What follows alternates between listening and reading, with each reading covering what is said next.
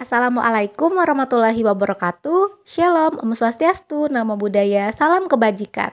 Halo semuanya, kami dari kelompok 3 yang akan membawakan teori multifaktor dari Truston.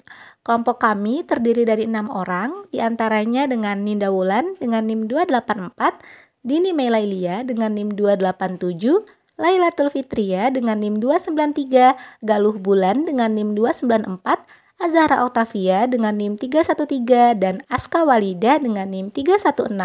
Yuk kita bahas teori multifaktor dari Truston. Nah, apa itu teori intelijensi? Jadi, secara umum, teori intelijensi dapat dilihat dari salah satu antara dua perspektif berikut.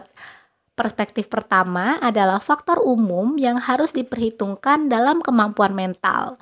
Perspektif kedua adalah adanya faktor khusus. Teori-teori intelijensi dikembangkan dari indeks tunggal atau hanya ditunjukkan dengan IQ kepada multi-indeks di mana melibatkan pengukuran verbal, numerikal, perseptual, dan spatial. Penjelasan teori menunjukkan kepada tokoh-tokoh yang membahas tentang teori intelijensi. Salah satunya adalah teori dari Truston. Truston tahun 1938 adalah orang Amerika yang bersama istrinya Thelma Gwynn merupakan ahli di bidang psikologi statistik. Di samping sebagai ahli psikologi, mereka adalah ahli statistik yang brilian. Truston mengadakan analisa faktor yang berkaitan dengan intelijensi. Truston yang tidak sepakat dengan teori Spearman telah menyelenggarakan 56 tes dengan hasil tidak ada faktor intelijensi umum. Truston mengambil kesimpulan bahwa tidak ada faktor umum dalam intelijensi. Selanjutnya ada Truston Multiple Factor Theory. Intelijensi terdiri dari faktor yang jamak atau multiple factor yang mencakup 7 kemampuan mental utama atau primary mental ability. Tidak ada faktor umum G yang membentuk intelijensi individu.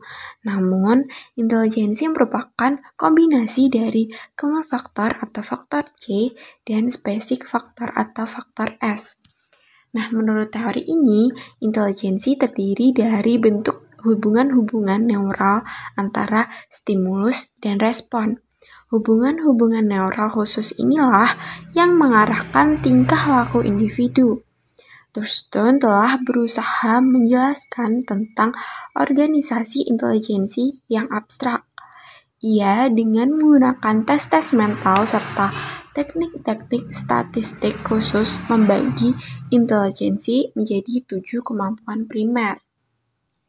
Selanjutnya ada 7 kemampuan mental utama atau yang biasa disebut sebagai primary mental abilities, yaitu yang pertama ada verbal comprehension, yang kedua ada word fluency, yang ketiga ada numerical, keempat speech, yang kelima associative memory, keenam perceptual speed, dan yang terakhir yaitu ada reasoning and introduction.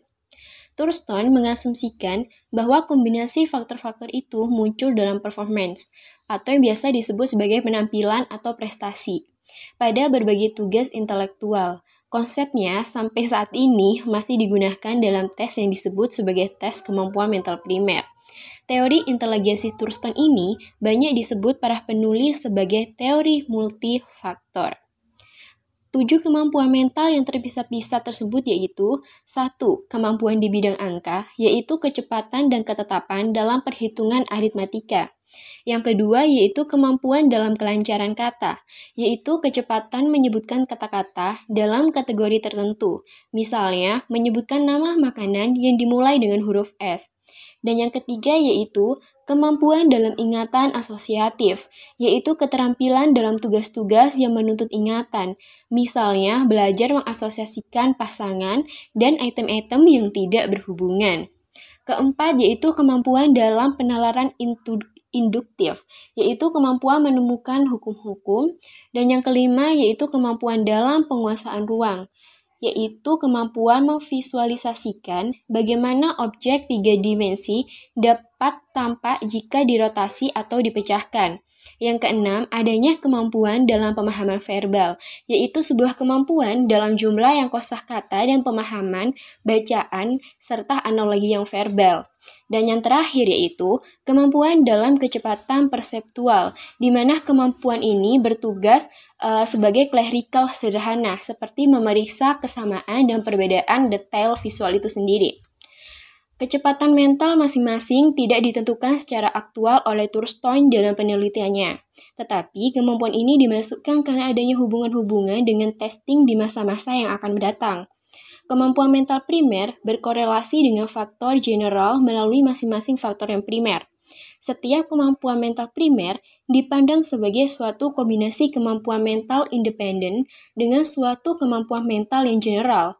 Thurston menganggap bahwa interpretasi dari psikologis tentang kemampuan mental general itu hanyalah tentang tentatif belaka. Nah, sebelumnya telah dijelaskan kemampuan mental primer. Kira-kira apa saja hubungan antar kemampuan mental primer tersebut? Jadi, persilangan tersebut menunjukkan hubungan satu sama lain secara positif. Di dalamnya terdapat angka-angka yang menunjukkan koefisien korelasi. Thurston telah menguji koefisien korelasi tersebut dengan caranya sendiri. Dapat kita ketahui bahwa ada dua set kemampuan mental yang memiliki koefisien korelasi yang sama besar, yaitu penalaran dengan angka dan penalaran dengan penguasaan kata. Keduanya memiliki koefisien korelasi sebesar 0,54. Dua kemampuan mental yang memiliki koefisien korelasi kecil adalah ruang dan memori. Korelasi dari kedua kemampuan mental tersebut hanya 0,14. Sedangkan kemampuan mental yang tidak memiliki korelasi sama sekali adalah kecepatan perseptual, sebab Thurston tidak menunjukkannya. Berikut merupakan referensi yang kami gunakan dalam materi ini. Mungkin cukup sekian dari kami. Kami mohon maaf apabila terdapat kesalahan dan kekurangan selama video ini berlangsung. Apabila ada yang ingin ditanyakan, mari kita diskusikan bersama di kelas kita nanti. Terima kasih teman-teman. Wassalamualaikum warahmatullahi wabarakatuh.